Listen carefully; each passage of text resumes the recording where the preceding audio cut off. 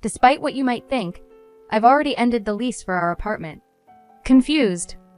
Let me explain. My mom suggested we should cancel our rental agreement, so together, we went ahead and did that while you were away on your work trip. This is unbelievable. I can't continue living with such irrational people. My mother-in-law, Linda, thought that by ending our apartment lease, I'd have no choice but to move in with them. But I'm determined not to give in to this pressure. I simply refuse. What are you even saying? You're his wife. It's expected of you, someone insisted. But my response was clear. Then I'll seek a divorce. My name is Mary, and I'm a 34-year-old who works in an office. My husband, Larry, and I tied the knot a year ago.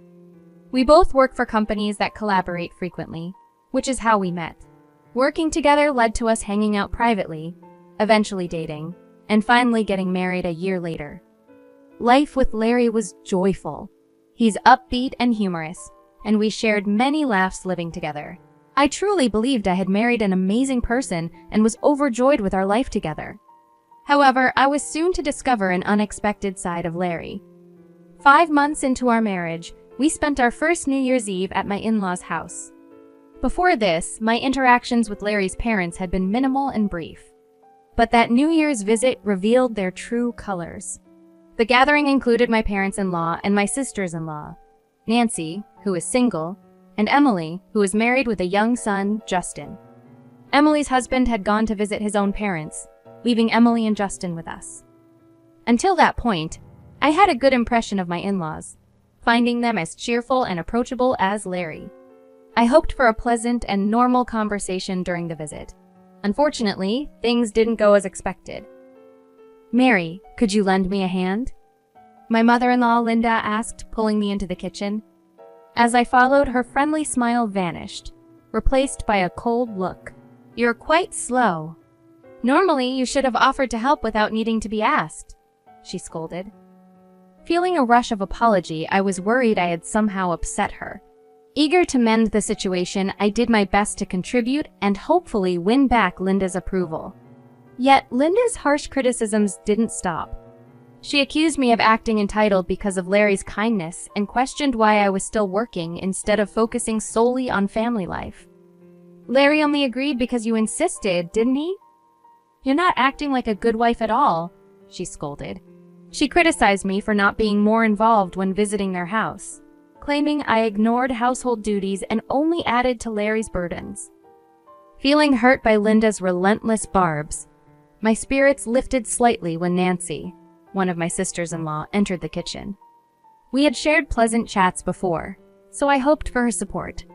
However, to my dismay, Nancy joined in the criticism, disparaging my cooking skills in front of everyone. This was completely unexpected, and I was stunned by her harsh words. It seemed both Linda and Nancy had chosen this moment to be particularly cruel, a side of them I hadn't seen before. The New Year celebration at my in-laws, which I had hoped would be enjoyable, turned into a deeply uncomfortable experience. Despite the ongoing feast, I couldn't find joy in any of it. Linda and Nancy kept the conversation among themselves, discussing topics only relevant to their family, leaving me feeling excluded.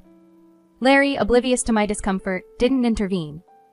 Linda's demeanor only worsened when she noticed my disinterest, commanding me to serve drinks as if I were a servant, with no one questioning her behavior. As the evening finally ended, Larry, having had too much to drink, announced his intention to stay over.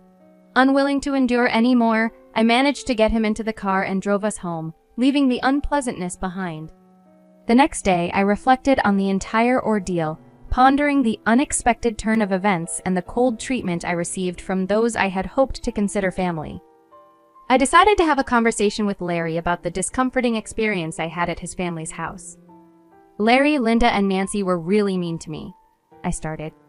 Larry seemed surprised and dismissive. That's hard to believe. "We were all enjoying ourselves. You're probably the only one who feels that way." I tried to explain how Linda and Nancy had said some pretty hurtful things to me in the kitchen, but Larry doubted such an event, questioning whether I was making it up. When I pressed further, he excused himself, citing a hangover and a headache, asking to delay the discussion, which he never revisited. Later, Larry mentioned we were expected at his sister's house soon, for Justin's birthday. Without considering my feelings about our last visit, he insisted I attend and even pick out Justin's birthday gift, despite my busy schedule. After much thought and despite my reservations, I selected a gift I hoped Justin would enjoy. At Justin's birthday party, my effort seemed to pay off when Justin expressed genuine joy for the present I chose.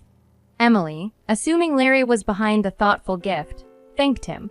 I waited for Larry to correct her, but instead, he took the credit, claiming extensive research went into selecting Justin's present, leaving me astonished and unacknowledged. I was thrilled to see Justin's happiness with the gift I had carefully chosen for him. Yet, my satisfaction turned to disbelief when Larry claimed the credit for the thoughtful present. Before I could process this, Linda's voice snapped me back to reality, urging me to hurry up with the cake. Confused? I asked. What cake? As I genuinely had no clue what she was referring to. Linda then shocked me by accusing me of forgetting the birthday cake she allegedly told me to prepare. I didn't hear anything about that, I protested, but my confusion only seemed to irritate her further. What kind of partner are you? Didn't you prepare the cake? She pressed, making it clear that she believed I had been informed. Admitting I had no knowledge of the cake only drew disappointed glances from everyone. Linda then labeled me as negligent, causing distress not just for me but for Justin, who burst into tears, upset over the absence of a birthday cake. Linda's consolation to Justin, blaming the oversight on me, only added to my dismay. How could you be so thoughtless? She scolded, as if the mistake was mine. Looking to Larry for support, I hoped he'd clarify the misunderstanding, knowing well that Linda had never asked me about the cake. To my astonishment, Larry sided with Linda, accusing me of being a poor wife and implying I had intentionally upset his family. Just when the situation couldn't seem more dire, Nancy stepped in with a cake she had supposedly bought, just in case. Justin's mood instantly changed for the better at the sight of it, and Linda lavished praise on Nancy for her foresight. Nancy then took a dig at me, suggesting she had anticipated my negligence. It was in this moment I realized the trap that had been set for me. Linda and Nancy had orchestrated this scenario to paint me in a negative light, cleverly manipulating the situation to their advantage. The situation took an unexpected turn when everyone blamed me for forgetting the birthday cake, branding me as a negligent wife. There wasn't a single ally in sight. Even Larry joined in, accusing me of causing distress to Justin and declaring that I should leave as a form of punishment. You shouldn't expect to stay for the meal or enjoy the cake after causing such trouble, he said, supported by Linda, Anne, and Nancy's insistence that I go home. With no other option, I left Anne's house, embarking on the long journey back to our place alone, reflecting on the irony of having selected Justin's present during my work time. That evening, Larry chose to stay at his parents' house instead of returning home. When he finally did come back the next day, he confronted me with allegations of harassing Linda and Nancy and deliberately forgetting the birthday cake, as if I had some vendetta against his family.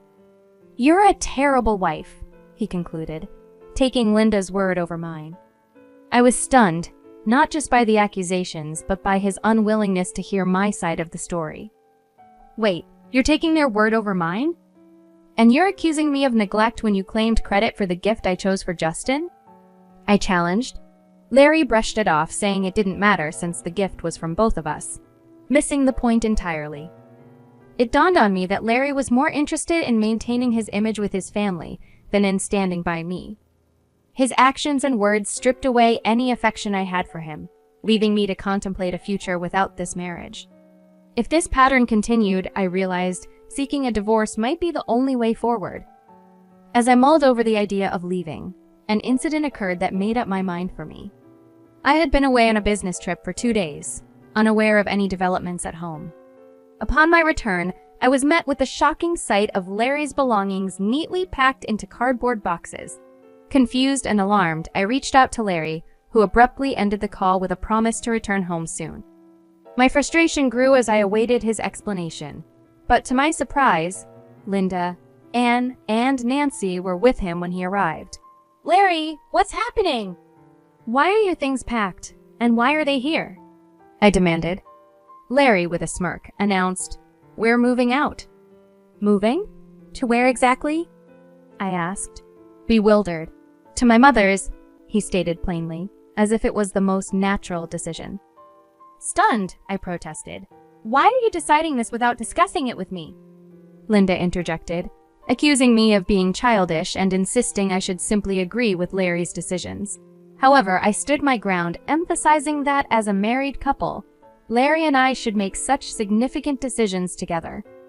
To my utter disbelief, Larry revealed that he and his mother had already terminated our apartment lease while I was away. This revelation left me speechless. I couldn't believe Larry would make such a drastic move without my consent, effectively leaving me with no say in the matter.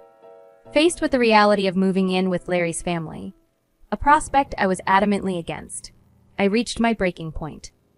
You're suggesting that as his wife, I have no choice but to follow? I clarified. Exactly, Linda responded, convinced of her argument. In that moment, with clarity and conviction, I declared, then I'll divorce him. It was clear that staying in a relationship where my opinions were disregarded and where unilateral decisions were made without my input was not an option. The decision to leave was no longer just a consideration. It was a resolution. When I declared my intention to divorce, Larry was visibly shocked, unable to believe I was serious. You can't be serious about wanting a divorce, he stammered, but I firmly stated my resolve, tired of the endless drama with his family. Larry's face paled at my words, and the room fell silent until Emily and Nancy, unable to contain themselves any longer, objected vehemently to my decision. You can't divorce. Who will look after our father if you leave? Emily demanded, unwittingly revealing their true motives. It turned out their father had recently suffered a fall and required care, which they had hoped I would provide. Their reaction confirmed my suspicions that they had been plotting to burden me with the responsibility of caring for their father, a task none of them wished to undertake due to their self-centeredness. Their accusation of me being a useless wife only fueled my determination to leave. So, it's clear now. You were hoping I'd be the one to care for him, I pointed out, exposing their selfish intentions. Their defensive and aggressive responses did nothing but reinforce my decision. As the argument escalated, Emily and Nancy, in their frustration, suggested I might as well divorce and leave, thinking their words would hurt me. Instead, I took them up on their offer, starting to pack my belongings right then and there. This sudden turn of events caused Larry and Linda to panic, realizing the gravity of the situation and the inconvenience my departure would cause them. They scrambled to retract the harsh words, with Larry pleading for me to reconsider the divorce, and Linda suggesting a compromise where I could help by becoming a full-time caretaker for their father, even trying to sweeten the deal by painting it as an opportunity for me to become a stay-at-home mom. Facing this last-ditch attempt to manipulate me into staying, I stood firm.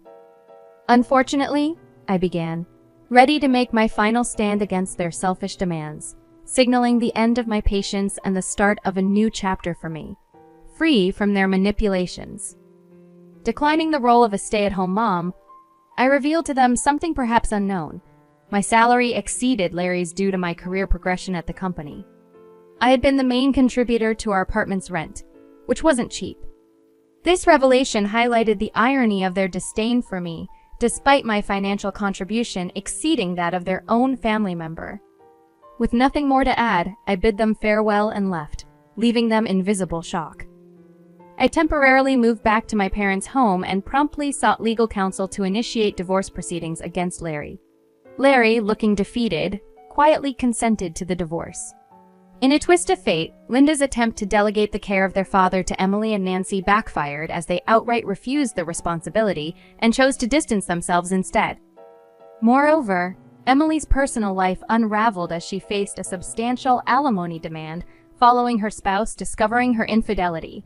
Nancy, accused Justin to living under her mother's roof and relying on Linda for morning wake-up calls, struggled with independence. Her habitual tardiness, a result of her newfound freedom, ultimately cost her job.